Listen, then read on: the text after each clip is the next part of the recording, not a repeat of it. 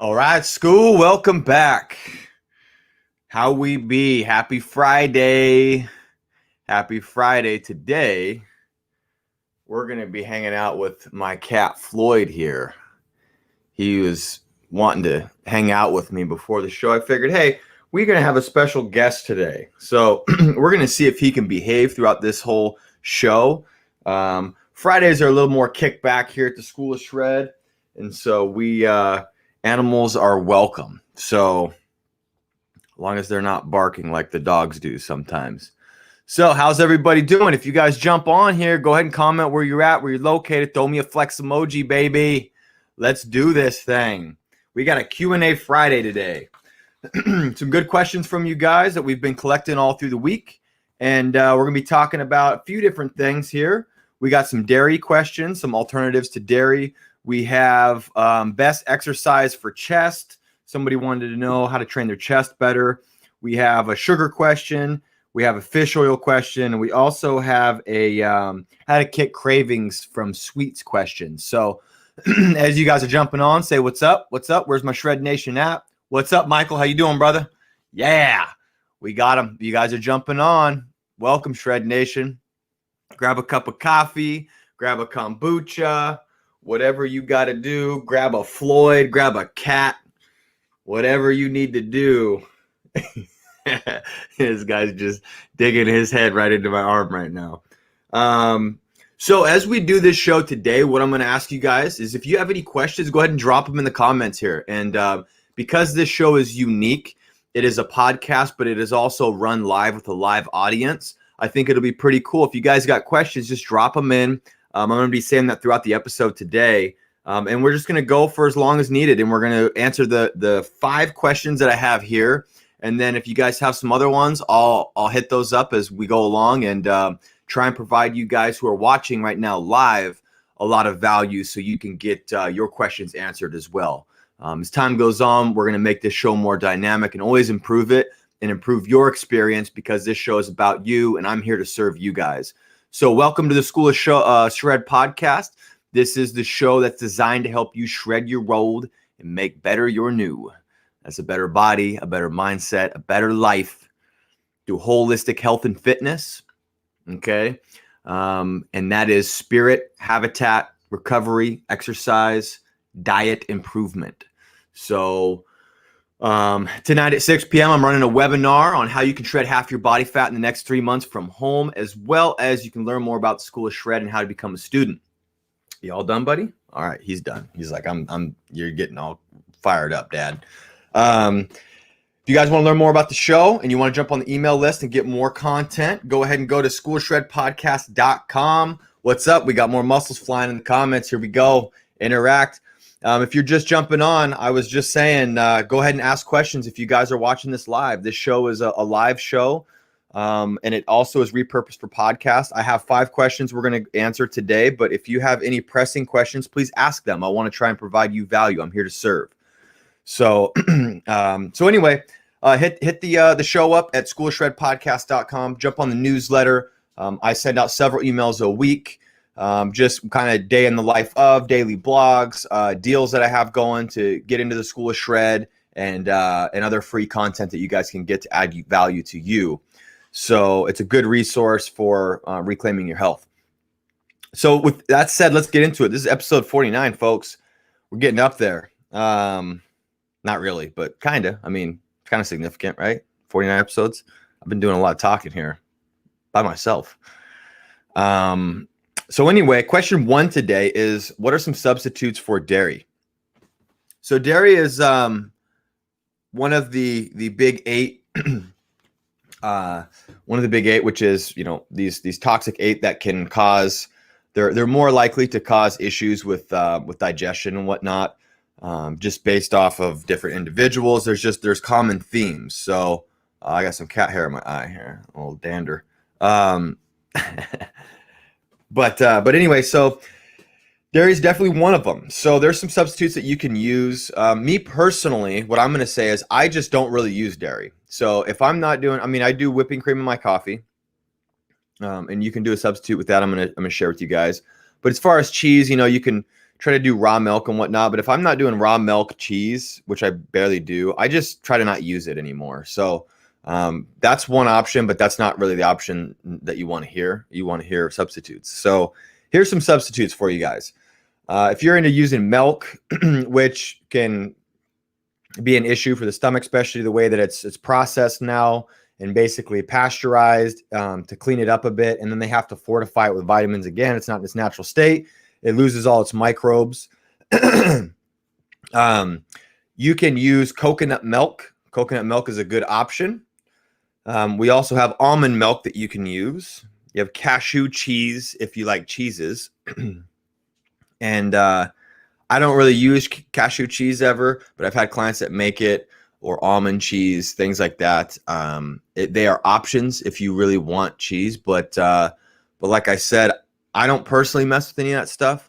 I just don't use it. I just try to limit my dairy consumption. When I do have dairy, it is from raw milk. So I do raw milk dairy cheese from local farms if possible, grass-fed, all that good stuff. And I've slowly kind of phased it out. Like I said, the only time I actually do dairy is with my coffee in the morning for me personally. And I could also supplement that out with coconut milk if I really needed to. Like if I had an issue with dairy, I would do that. So those are some options: coconut milk, almond milk, cashew cheese, raw dairy. You might look into that on your own, but those have a lot of microbes. Some people are really scared of dairy. I've had some people express to me that they might not think it was the best idea that I was talking about raw milk, but small farms, their whole reputation is on a clean product. And the pasteurization thing happened when we started doing factory farming, and it was unclean living conditions for these livestock. And there's just a whole lot of research out there and a whole lot of opinions out there. And, what you need to do if you want to explore those is go look at them. I gladly take the risks on of trying to go more of the natural way. I trust local farms when I get raw milk, or if I get raw milk cheese. I have no issues at all with it. And I'm a big believer in that those microbes are helpful. So, you just have to collect the information and figure out what you want to do with it. Everybody needs to accept responsibility for the choices that they make. So if you choose to do something like a raw milk, which might be taboo to some, own your decision and then you live with it. Okay. If it leads to awesome health, which is what you want, great. If you get sick from it, well, you accept responsibility and ownership. So,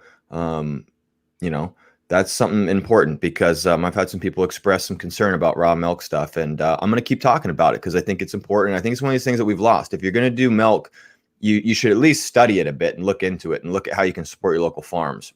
I think it's worth looking at.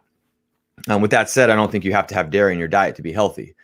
I don't think you need it at all. I don't really consume it as much. So anyway, just food for thought. And the other thing is, don't have margarine. So stay away from margarine. These things are absolutely toxic to your body. When you heat them up, they're prone to oxidation. They can create free radicals in your body.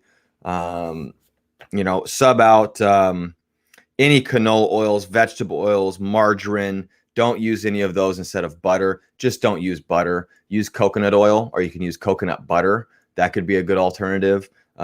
We got to get away from these margarines and these super toxic fake butters that are out there that are basically trans fats. So not good for us. Thank you for your question. That's a good question, though. It's a common question. Hopefully somebody out there is also going to get benefit from that one. Dairy is it's a big one. Number 2 is best exercise to grow the chest. So this obviously comes from a young man who probably wants to grow his chest, right? Okay, so the first thing is there's no one best exercise for everybody. Okay, I think we've gone over that quite a bit, but I'm going to continue to qualify that statement.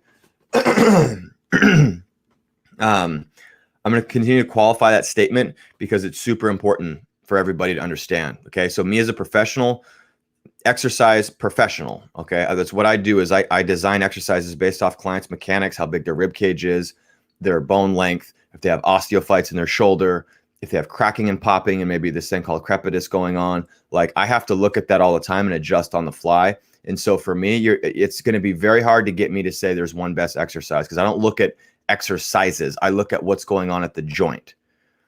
A press or a fly that people like to do is this thing called horizontal glenohumeral adduction. Okay, that's the action of the joint going on. I look at how muscles shorten and lengthen more than just a standard exercise. Yes, there's exercises that look similar, but how you set them up per individual has a huge variance. And I take it super seriously. And I've studied under some of the brightest people in the world. I think I've studied under the brightest guy in the world, being Tom Purvis with exercise mechanics. And if you don't believe me, look into RTS. But anyway, and with that said, you know, I was trained to not do that whole, well, this is the best exercise, because there's a lot of questions. With that said, I'm going to try and give you a good answer because I know the person who is asking this question, and we're going to go off who's the person. So a younger male. We're going to go off of what is your goal, being hypertrophy. And the rest of you, if you're not this age demographic, you can just take this information in and see if it applies to you or not. That's fine. You can use this with any muscle though. So if you guys want to try and grow a certain muscle, whether that be glutes, whether that be back, whether that be, you know, if your goal is hypertrophy of a muscle, take this kind of stuff into consideration. The first thing that you want to do is focus on sensation over load. So your muscles don't count the load. They know stress and stimulus. And so focus on actually feeling the muscular contraction in the muscle that you want to train. That's the first thing that you should be looking at as you get into an exercise, if your goal is hypertrophy. The next thing would be controlled motion. So you want to have ownership of your exercise.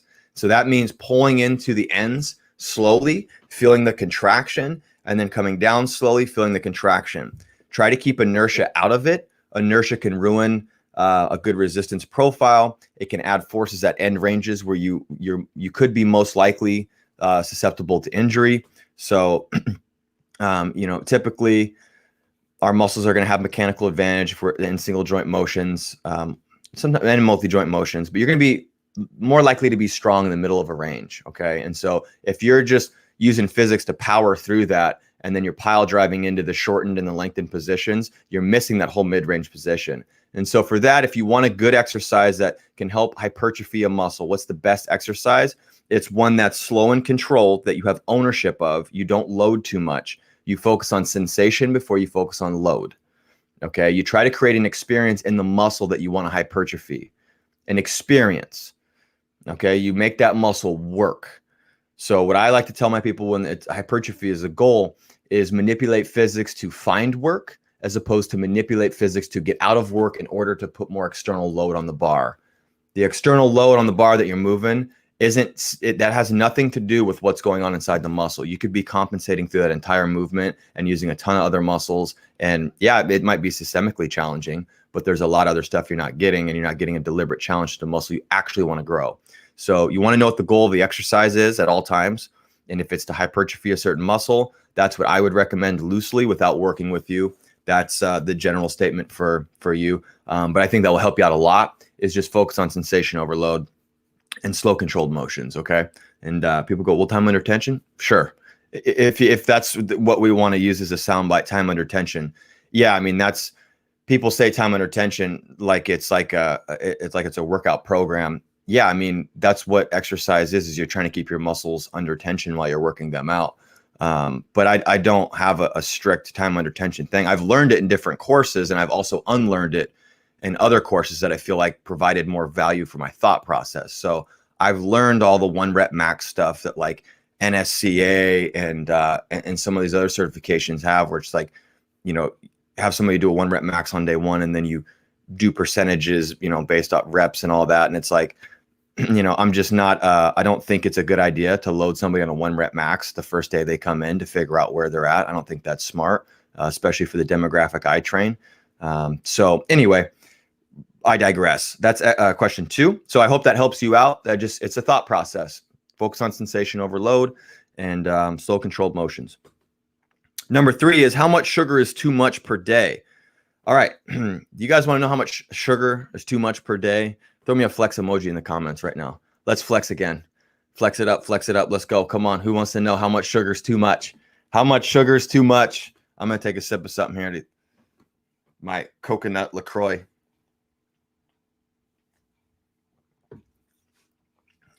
Do we got anybody? Do we got anybody there? I could turn this car around right now. All right. How much sugar is too much? There we go. So there is no one answer for this one, but 4 to 7 grams of sugar is one of the measurements I've seen that can produce insulin. So 4 to 7 grams is like a teaspoon of sugar. So if there's a teaspoon of sugar in something, it can cause an insulinogenic response. But as we also talked about yesterday, protein can cause an insulinogenic response. Every food does. And so, but how much sugar is too much? That's going to be based off of the individual, because there's an overall calorie thing. Are you having it with fiber? All sorts of stuff. So what I would say is limit processed refined sugars. That would be, if you're worried about long-term health. It also helps get lean too. It stabilizes hunger hormones. But the best thing to do here is blood glucose testing, because that's what shows you how your body's reacting to sugar and how your pancreas is secreting insulin roughly, and you can see what's going on with that.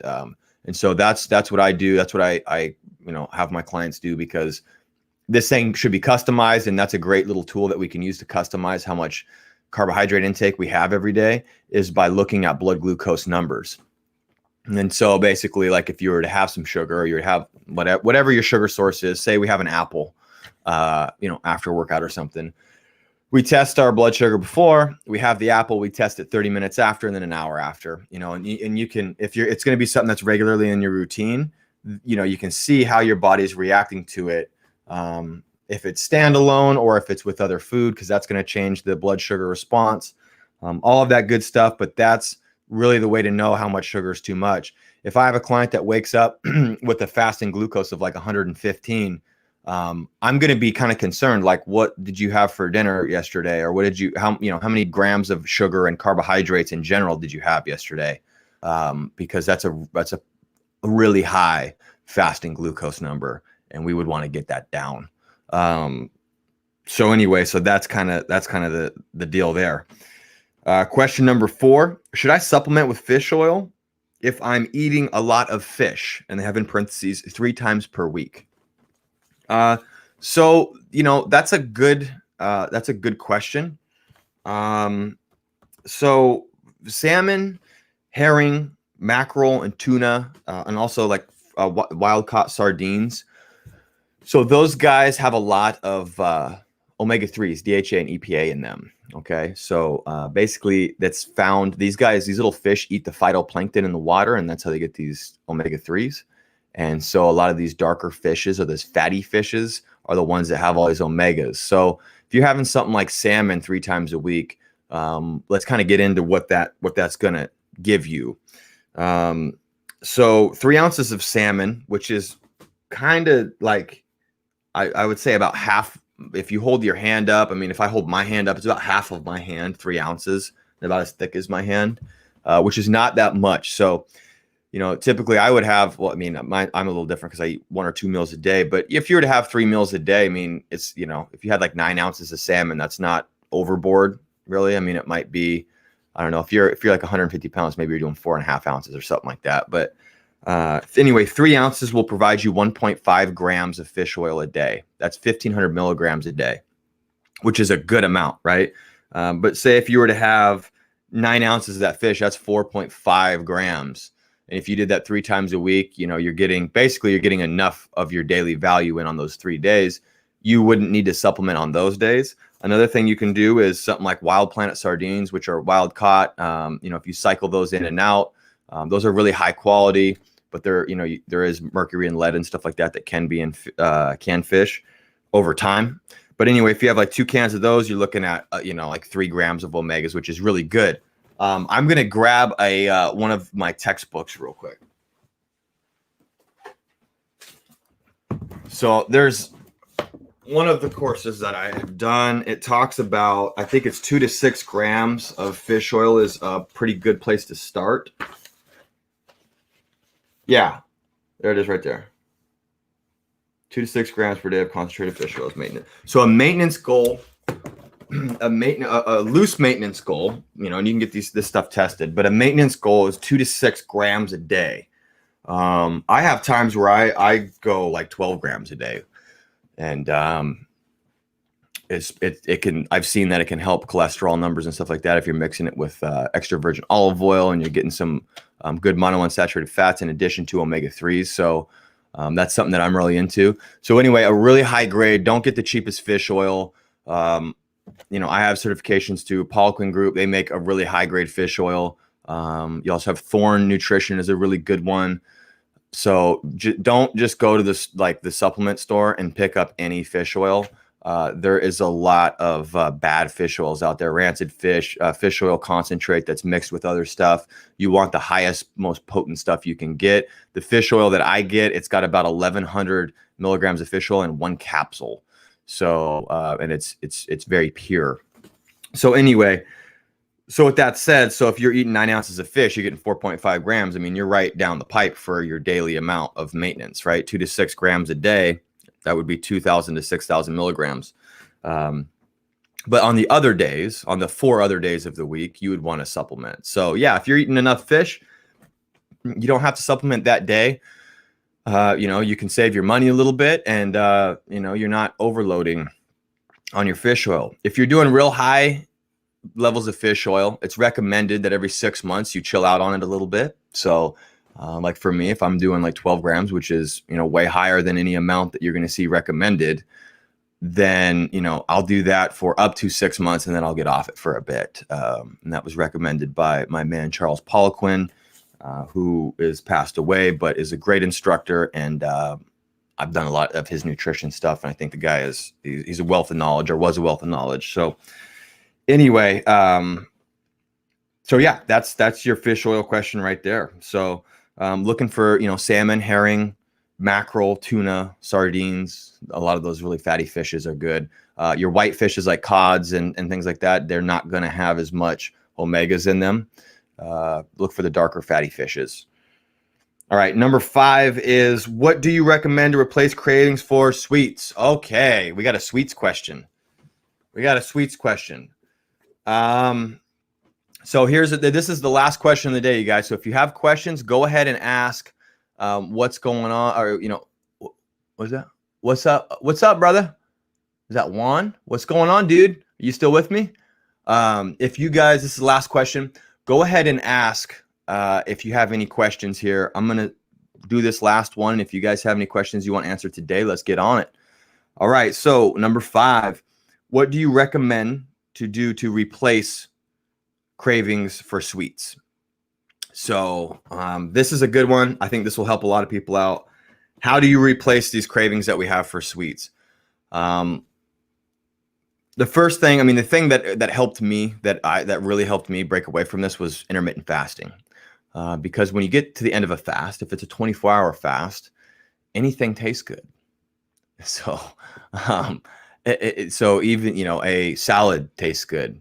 And so if you start fasting more and you break your fast with a big salad and a bunch of good meat and all of that good stuff, what will happen is your gut flora will start to change, and your habits and your cravings will change. You'll start to crave things. I remember the first time I ever started to crave like cucumbers and carrots was when I was fasting. I'd be finishing up clients at night, 9 o'clock at night, and I'd be finishing up like a 24-hour fast, get home, and my mouth would be watering thinking about these vegetables. So, and that never happened before fasting.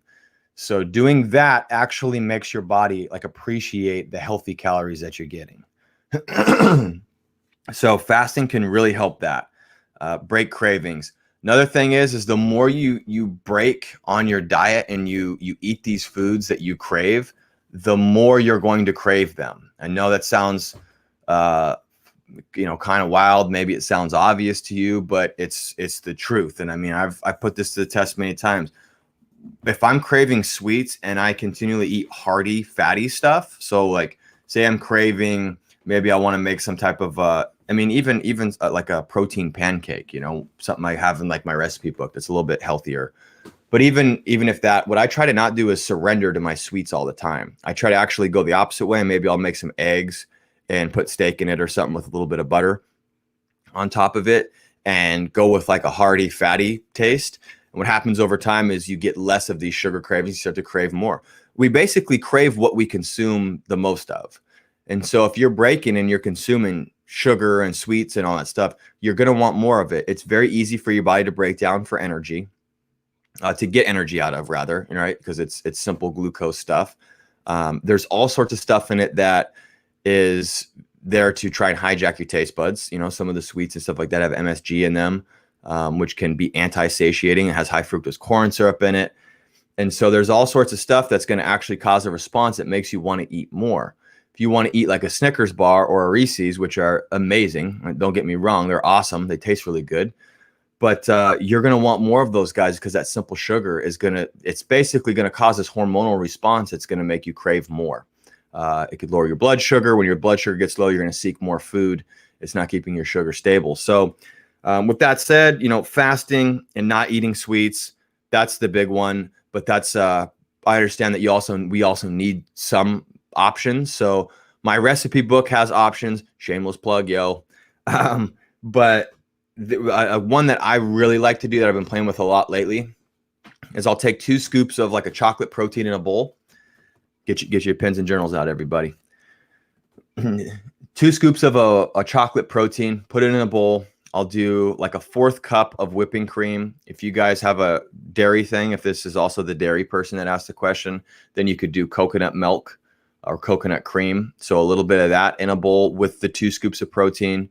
And then I also do a big heaping tablespoon of coconut oil. And what I do is I just mix that around slowly, and then I'll add small amounts of water as this becomes like a pudding paste. And so the ingredients on that, I'm getting like 50 grams of protein, a good amount of fat from the coconut oil and the whipping cream. And then the rest of it's just mixed with water.